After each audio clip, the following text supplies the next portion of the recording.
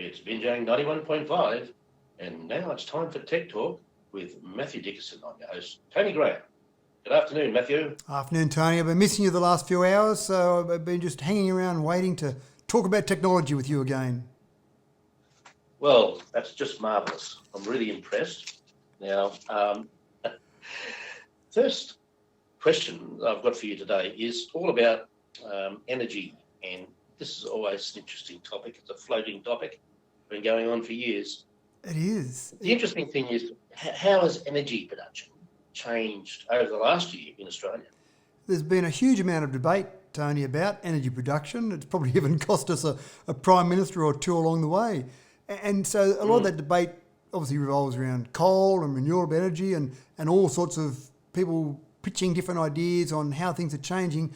And I've often said that the market will speak for itself. So you can put a whole range of debates forward and you can have a whole range of government policies come forward, but the people who produce the energy providers themselves, they're working out what's going to be the best way to produce energy in the future. So we can talk about it as much as we like, but when the pedal hits the metal, that's what really matters. So I did a quick analysis over the last year and had a look at just in 1 year how the energy production has changed from the 2018 calendar year through to the 2019 calendar year. And this is backed up with some government information and government reports. But basically coal, which everyone associates with energy in the past, has gone down by 5%. And that's a fairly big change, I thought, in 1 year. It's probably been taken up mainly by gas, which has gone up by 6%. Yeah. But some other types of energy have changed a fair bit as well. Wind, and you've got a bit of wind obviously around Wellington down there, and you've got the Badengra wind farm, that's gone up by 19%. Hydro's gone down by 18%, but solar's the incredible one. It's gone up by 46%. And a lot of that is to do with rooftop solar. There's still a lot of rooftop solar being rolled out across the nation, so which I think is fantastic. So in total, Australia generated 265,000 gigawatt hours last year, which is an increase of 1%, which is not too bad. I think that indicates that we're probably getting a little bit more energy efficient. Our population is obviously growing and we're becoming a bit more energy efficient. When you break it down though, so that's the changes that I've talked about, but when you break it down is where is that power being generated? You know, what sort of areas are being generated? Coal still makes up 56% of our overall total. So it's still a large chunk and, you know, it's on the decrease, but there's still a long way for it to go down. Gas is at 21%. And renewables overall is at 23%. So we've made some good headway into the renewables. And again, the data showing that basically that's on the way up, and I think it will keep going up. And logic will say, both common sense logic and the raw data will say that coal is on the way down. And the interesting figure there, I find, is hydro going down by 18%. That was obviously due to the drought. And the situation there is, as the drought disappears, that will go back up again, and it'll probably displace coal. Yeah, I think you're right. It'll go up. Obviously, there's a little bit of work, a couple of dollars being spent on our Snowy scheme, the hydro scheme there, and I think there'll be more potential. People will be looking for more ways to generate power because it is a good source of generating power. And that also, I mean, often people get confused with pumped hydro. Pumped hydro is not an energy source per se. It's a storage mechanism. No. But pumped hydro will certainly be an important part of our power mix as we go forward in terms of that way of storing power. Yes. It's the hydro we're talking about here is electricity being generated by sending water down to the irrigators. Absolutely right, yeah. Taking it from the Snowy hydro scheme. And elsewhere. And we do have a hydro generator here on the Burrendong Dam. Well, people probably wouldn't realise that, but it's enough to power all the homes in Wellington, I think. Yeah, I'm not sure how big that one. You're right. There is a hydro scheme. I've actually been there and looked at it, but I don't know how big that one is. Yeah, it does about. It supplies about the equivalent, I think, of Wellington. Yeah, right. Yeah. Anyway, be interesting to check those figures, wouldn't it? Yeah. I'm making a mental note to go and check that after we're finished and maybe chat about that next week. Yeah, that would be good, wouldn't it? Because there's been a lot of these micro hydro developments over the years on different dams around the place. And it makes sense. If you've got water flowing, and maybe not so much in the past couple of years, but normally you've got water flowing constantly from the Burrendong Dam into the Macquarie River, it makes sense to take advantage of that and spin some turbines along the way. Yeah, and it'd be interesting to see across Australia just what level of contribution that those micro ones make. Yeah, yeah. Oh, I'll check that out for next week for Burrendong at least. Now, Matthew, how can microsatellites help manage wild buffalo? It doesn't sound like a fun job, does it, managing wild buffalo? But up in the top end, wild buffalo are used, they're actually farmed up there, but they're also trying to keep wild buffalo out of some of the native landscapes, some of the wetlands, that type of thing, because they're doing a lot of damage up there.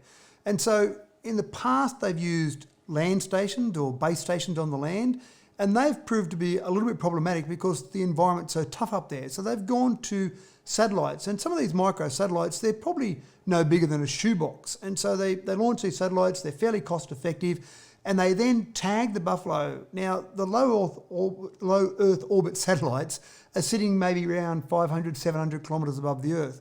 When you think about geostationary, they're about 35,786 kilometres above the Earth. So low Earth orbit's got a huge advantage in that it doesn't need something too strong to transmit to it. So the tags that they might have on the ears of the buffalo can get to those low Earth orbits fairly effectively. It's only about a $4 million program, which doesn't sound like a lot to involve GPS tracking ear tags and involve low Earth orbit satellites.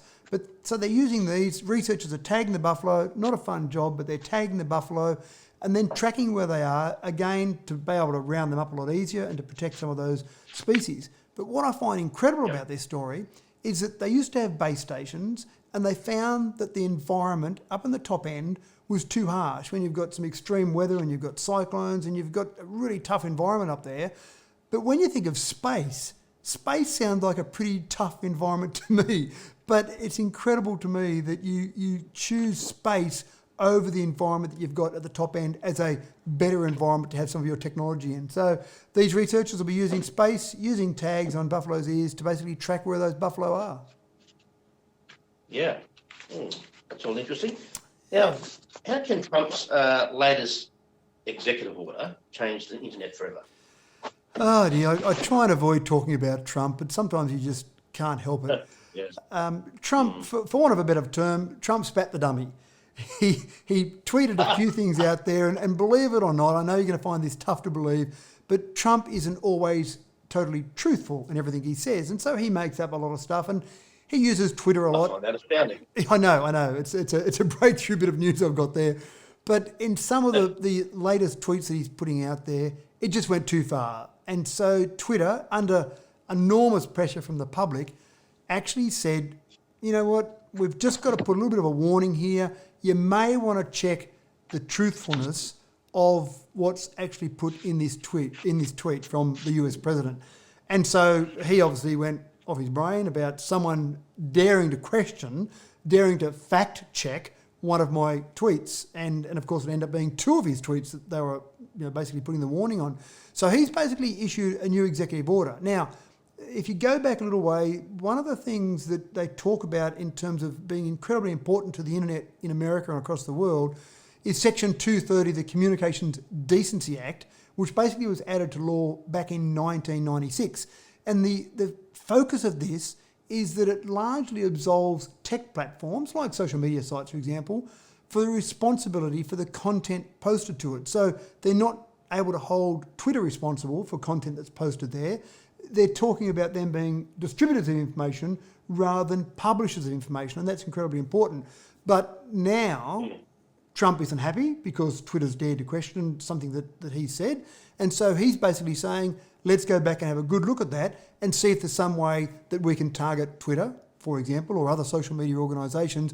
If they're going to question what I'm going to say, then I'm going to go and pick on them because I want to get revenge on them. And so that's what it's all about. But it could break the concept of the internet. Maybe that's too big a statement. It could certainly break the concept of social media if you've suddenly got to hold those social media organisations responsible for everything that everyone says on there. And, that's pretty dangerous territory.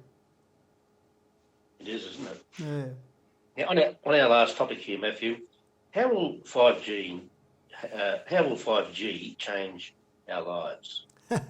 In so many ways, Tony. I mean, 5G, we talk about 5G, and we know it's talking about a boost in speed and a boost in responsiveness. So that sounds great. I can download a movie faster. And you kind of go, well, big deal. But where you'll see some real changes with 5G, not just because of its speed, But because of its low latency, because of the speed it takes for a signal to do a round trip from your device to wherever the information is needed and back to your device, that low latency is one of the huge advantages. So when we talk about self-driving cars, that's one area where 5G will offer a huge advantage, because you want to make sure you've got low latency. When you're travelling at 100 kilometres an hour, you're travelling at almost 30 metres every second. So milliseconds can make a huge difference in the reaction times of a car. So that can make a huge difference. Telemedicine services, for example, you want that low latency for there. So if you've got a doctor operating someone remotely, you want to be able to make sure they can react quickly if something's happening. And again, we are talking milliseconds, but they can be incredibly important. But when you start talking about farming equipment, when you start talking about security cameras, that low latency is really important. But you'll also see the speed. I mean, we all get frustrated with speed now from time to time,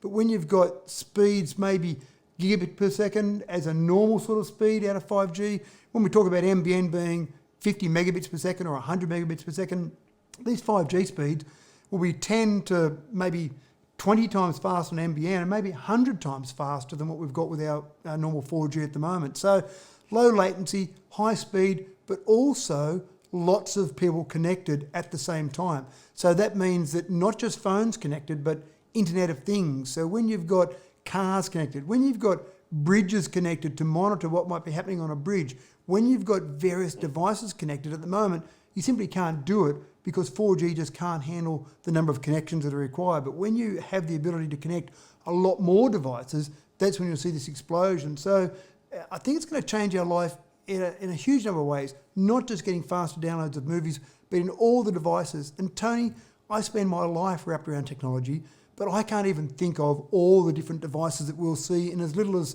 probably 5 years' time. Once we've got 5G as more commonplace, the amount of innovation we'll see around this, I think, will be incredible. Yes, I've got no doubt about that, Matthew. Now, you've been listening to Tech Talk with Matthew Dickerson on Binjang 91.5. So I'm your host, Tony Graham. Stay tuned next Tuesday at the same time of 3:40 p.m. in the afternoon or 10:40 a.m. in the morning for the next edition. And it's back to the great music and community information on Binjang. Thanks, Tony. Talk to you next week. Yeah, thanks, Matthew.